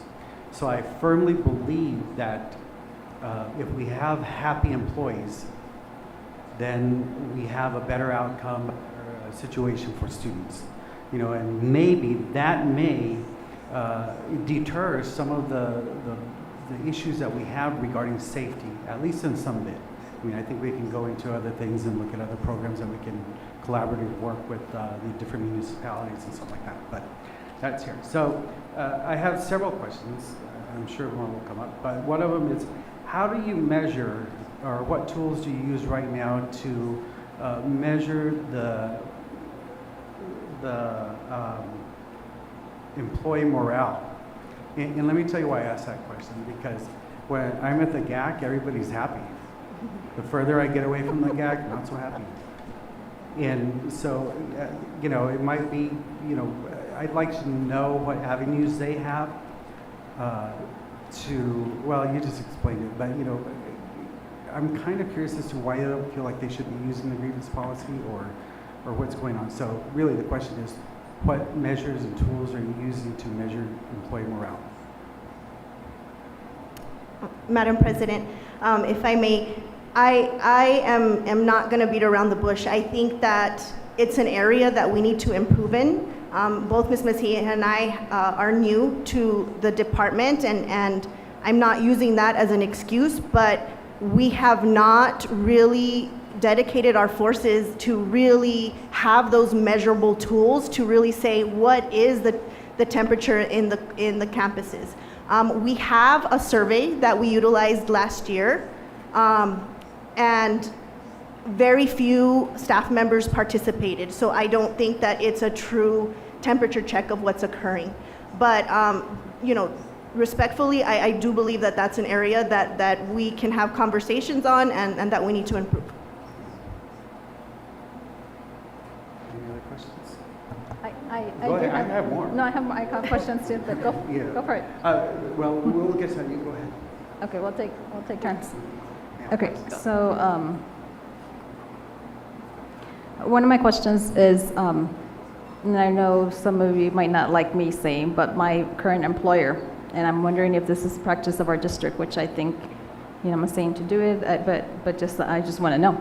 At the beginning of the school year, does Gadsden Independent School District have the practice of administrators making a copy where they have all staff members that can be covered under CBA write their name, their signature, with a statement that says that they have the right to representation, so that they are educated that whether they belong, whether they're members of the union or not, they have right to representation.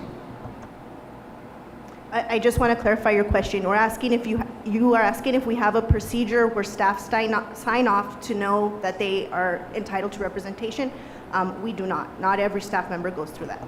Okay, I'm not saying to do it, it's just a suggestion, because I think there's also a lack of education of what the union does for our employees. And so with that, you know, I mean, when I first saw that with my current employer was many years ago, and I'm like, what is this? And the reason I'm saying is that I was a former employee of Gadsden Independent School District, and I was like, what? I didn't know I had this, because I've never been a union member until recently. But I think it would be, I'm not saying do it, but just a suggestion. Thank you. Another question that I have is, with all due respect, has the district ever, and I'm going to be fair with you because I know you have about a year so under your administration, but has up to now, or if you've known in the past, has our district ever held itself responsible or owned up to allegations that have been made? Because it always seems that nothing ever happens from these grievances. Again, if you look at our history, we've had 4 grievances, and they get resolved at stage 1, step 1. I want to make sure I understand the question. You're saying, does the accused ever say, yes, we made a mistake, let's fix it? Correct. I think that there's honest conversations. I think that's the purpose of it. If they weren't having honest conversations, then we're not doing fidelity to what the grievance process is for. Okay. Then my other question, then I'll give it back to you, Mr. Morales, is I appreciate that under your administration, I'm going to use, for lack of a better word, that you're advertising to our employees, to the employees, not my employee, to the employees of Gadsden, Mr. Dempsey's employees in our district, a protocol for doing grievances. However, I am going, and this is strictly my opinion, I think we need to work towards the culture. I think there's a culture of fear, you know, of doing retaliation, of doing it for the fear of retaliation, because retaliation can be in different forms. And so, you know, I think and I'm thinking, you know, I'm throwing you out a problem that I see, and at this point I admit I don't have a solution for it, you know, a suggestion, not a solution. But yeah, I really do think that, you know, there is a culture of fear, maybe from prior administration, that, you know what, or maybe people have gone to the point of like, well, what's the point? Nothing ever happens. And so, how would you answer that question? So I agree with you, and the fear is on both parties, the administration and the employees. I think it was a negative word. I think everybody feared what it was and the process because it wasn't quite understood and perhaps not supported as well. But Ms. Mejia and I are working diligently to change that. We want people to utilize the process. It exists for a purpose. Yeah, and on the, no, definitely, thank you for that comment. And one, I'm going to hand it to you, I lied. And on the, administrators, it's important, you don't have to memorize it, but, you've got the policy via electronic form, the CBA, it would be crazy for me to say to memorize it, but, no policy or be able to access it, because that way, I'm also, I guess my opinion is to assist our district, that we don't pass lemons along either. So, Mr. Morales. Thank you, Madam President. I think this is a good segue. So, just to be very clear, that I really believe that all of our employees should have a safe place to work. That's the way I run our business. That's the way I run all of everything that I've been in, is, addressing employee morale, giving them that place to, express their grievance. And so I've been going back to meetings before and watching them online before I was a board member. Kind of scary. No offense, guys, but it's at one point, Mr. Lita brought up a whistleblower policy. What has happened with that? With the whistleblower policy, I do not know, but I will find out and I will report that. Well, I think that we can take care of that. Before we leave here, we offer or we give a directive to the superintendent to create a whistleblower policy that's consistent with federal law and can be implemented as part of the grievance policy and then brought up for discussion at the next meeting, and then the following meeting we can vote on action. Madam President, board members, I would encourage us to review the current whistleblower policy, which is aligned with the state and federal policy. So a whistleblower policy does exist? Absolutely. So I'm confused. Madam President, board members, well, I don't think Ms. Burciaga and Ms. Mejia had any inclination that they would need to talk about the whistleblower policy. They were prepared to talk about the grievance policy. I believe the meeting you're talking about, a whistleblower act, I believe, was what was mentioned. There is, what I would share with the board is there is a whistleblower policy that's aligned to Mexico statute and federal regulation.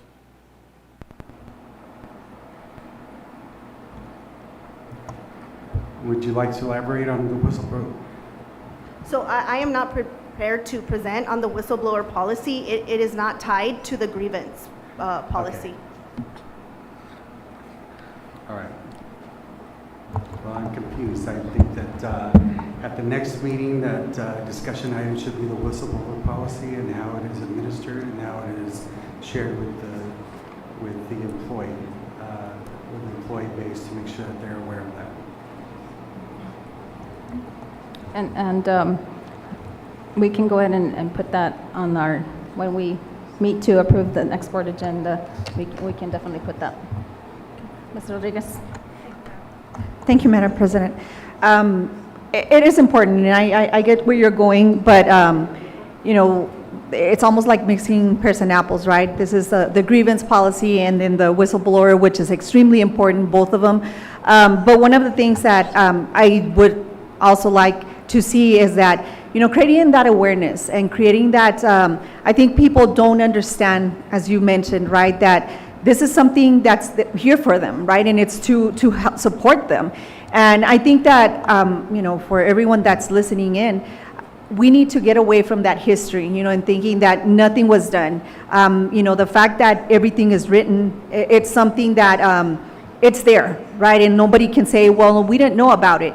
well, when you bring it to the table, it's going to be completely different. But if we're hiding from it, right, like we're frustrated and we want this change, but yet we're not willing to bring it up and bring it to the attention, then nothing can be done, right? And so I think that creating that awareness, creating that almost partnership, you know, where they understand that we're here, well, you are here to support them. And I think that the idea that Ms. Flores was mentioning is something great, right? Because if you're signing something, it's going to be like, well, okay, what is this about? And maybe that's an opportunity for them to learn exactly what it entails, right? And so I think that it's just moving forward and looking and letting them know. I appreciate that it was put on the agenda because it is a way to almost, again, as I mentioned earlier, you know, planting that seed that this is available.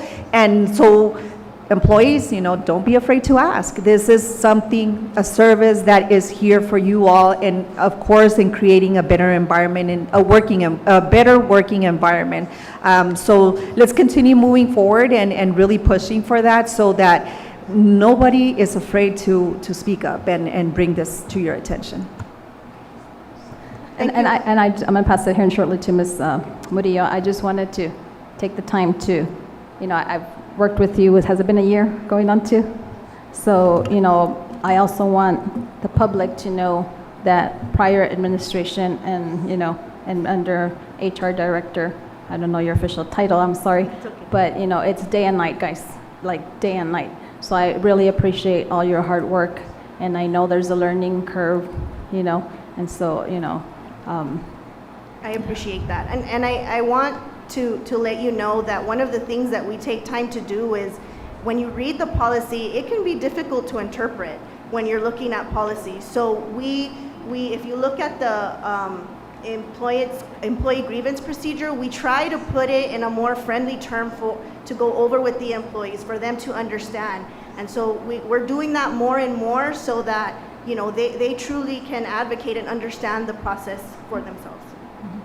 Yeah, I just want to say, don't be afraid to get into that. And I know you haven't, you know, you have an open door policy, you know, right. She's willing to help you. Yes. And so I'm going to hand it to Ms. Murillo. I actually was going to say that piece, but to add on, there has been some community members, you know, that they're employees of the district, and they have been calling, right, and when I direct them to you, they do call back and they do say that you do encourage them to do that grievance, and they do feel supported. That has been very different, and we're talking about employees that have been here for years, and they have seen the difference. But like Ms. Rodriguez said, I feel like we haven't hit, and we're not going to hit every single one of them for some reason, a strange reason, right? But I do think that, and it spreads, that, right, the information spreads. People are finally knowing that it's weird. HR is encouraging us to file a grievance. It's not common, but I feel like that's making them feel more comfortable coming to you. And I mean, they follow up with me at least, and they have said, you know, like, she was awesome, she was very respectful, she guided me, she calmed me down, you know, and so I do appreciate that. For what we have before to what we have now, it in my opinion, is very positive. Thank you. And I did want to give you one more kudos, is that, you know, human resource, what do we hear? Human. So, you know, the office, I believe, is treating individuals that go as humans, and I wanted to give you kudos because, you know, when somebody has an issue, whether it's addiction or they need mental help, you know, our district is, if I believe and correct me, is paying for the, you know, the first consultation, I think, to get our employees help. So thank you. Any other further questions, comments, or concerns? Mr. Lira? Okay. It was like you were looking at me. Okay, if there's no further questions, comments, or concerns, I would like to thank you, ladies, for your presentation. Good evening. Thank you. Okay, moving on to the next discussion item, which is 11C, stakeholder concern, board member qualifications. Superintendent Dempsey. Okay, good, okay. I'm going to go ahead and pass out this to every board member, please.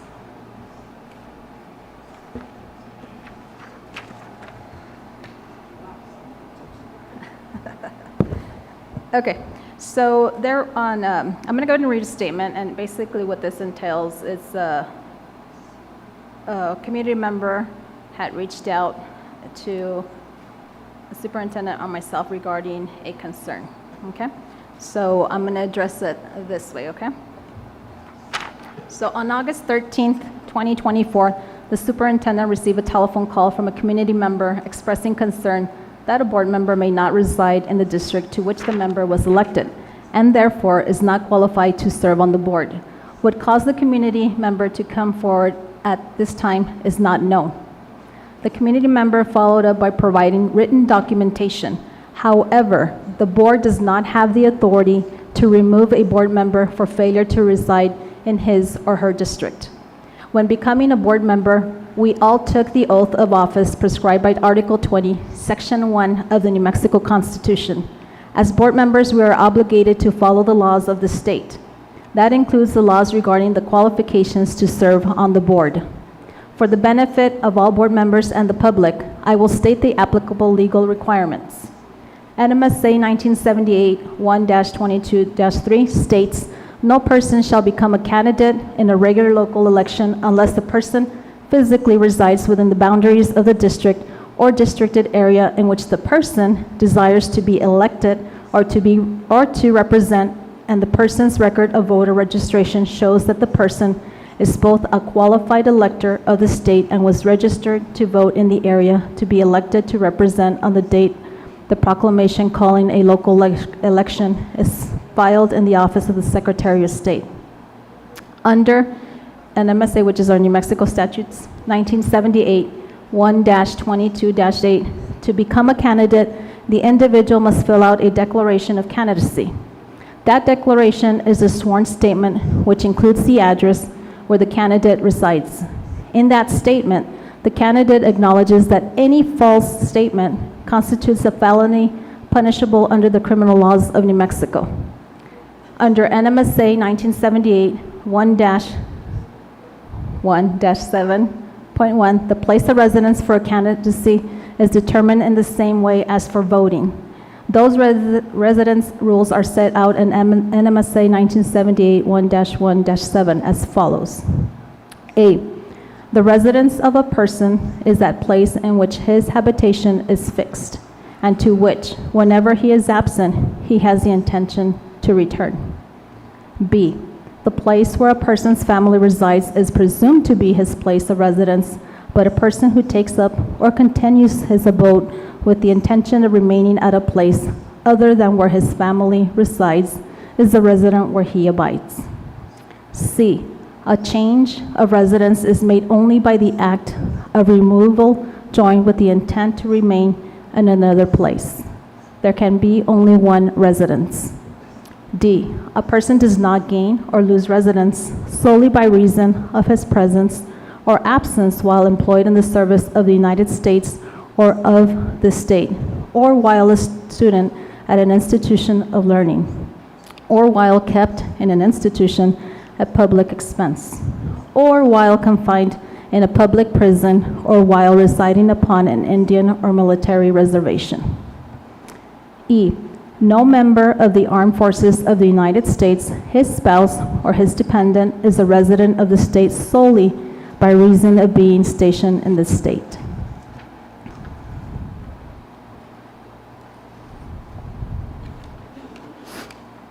F, a person does not lose his residence if he leaves his home and goes to another country, state, or place within his state for temporary purposes only, and with the intention of returning.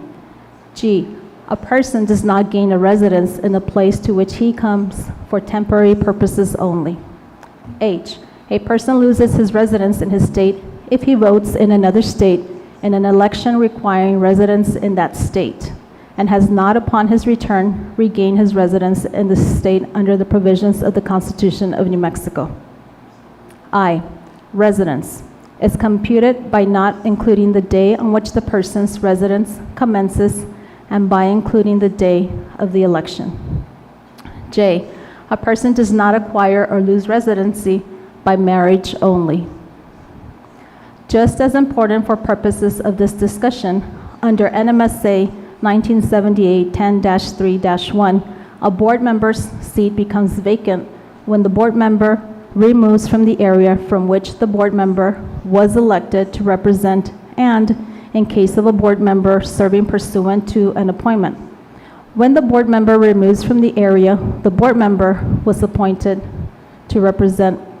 In other words, the seat becomes vacant if a board member changes residency and no longer resides in his or her individual district. A change in residency to a location outside the member's individual district ends the board member's eligibility to serve. In that situation, the board member would need to notify the school district, and the vacancy would need to be filled with a qualified candidate. This obligation is one that each of us has as a board member to follow the law. Similarly, under NMSA 1978 10-3-1, a board member's seat becomes vacant if, for any reason, the board member fails to qualify as provided by law. In other words, if it turns out that a board member does not meet qualifications for any reason, the board member would need to notify the school district, and the vacancy would need to be filled with a qualified candidate. Again, this obligation is one that each of us has as a board member to follow the law. If someone were to wish to challenge a board member's eligibility, that authority to remove a board member from office due to ineligibility lies within the district court and not the board. Given that the board does not have the authority to act, there is nothing the board can do other than be transparent about the concern, and for me, as board president, to publicly inform board members of the law. The documents provided to the district by the community member are subject to the Inspection of Public Records Act. Are there any questions regarding this matter?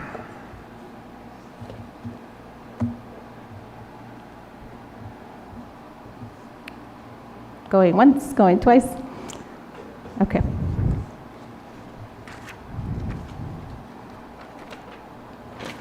Okay, moving on to the next item is, I'm not going to read that to you, but those are our upcoming board meetings and events, and the dates and times are there.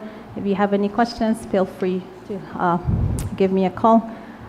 Just a reminder that our next regular school board meeting, folks, will be taking place Thursday, October 10th, like Ms. Murillo had said. And just a reminder to us all that the deadline for items requests to be added to the agenda is next, not this Friday, but the following Friday of next week, September 27th, okay? With that being said, I would like to make a motion to adjourn. All in favor? Aye. Aye. All opposed? Motion carries. We are